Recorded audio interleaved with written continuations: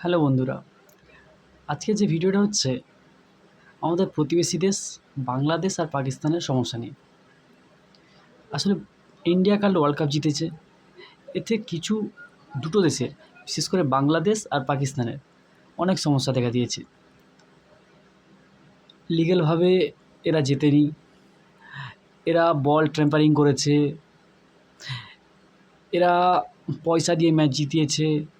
এসব হচ্ছে পাকিস্তান আর বাংলাদেশের কথাবার্তা। কেন, সমস্যা কোথায়?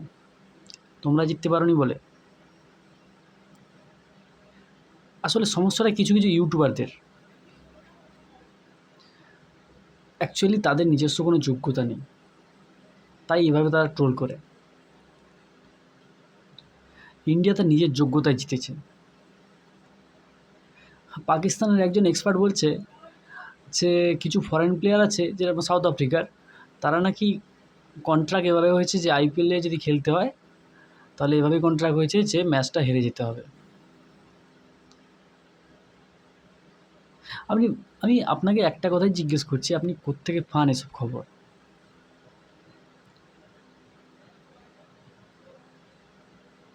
মানে সব কি পাগলের কথাবার্তা?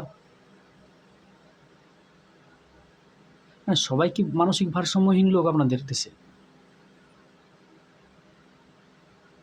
আপনারা তো জিততে পারবেন না, আর ইন্ডিয়া জিতলে সমস্যা।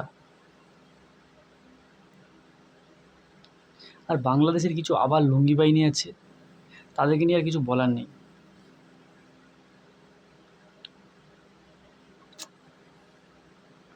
সত্যি কষ্ট লাগে শুনতে যে এতটা পরিশ্রম করে জেতার পর যদি এরকম কেউ কথা বলে। তোমরা জিততে পারো না তাই বলে তুমি আমাদের ভারতকে অপমান করবে কেন? তোমরাও খেলে যেত।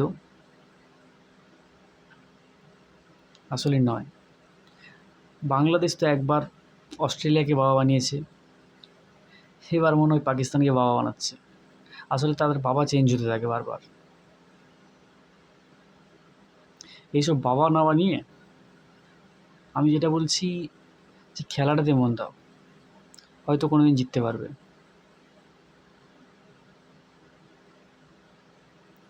ভালো থাকবে। এরকম কথাবার্তা বলে কিছু হয় না, জিততে হলে খেলতে হয়।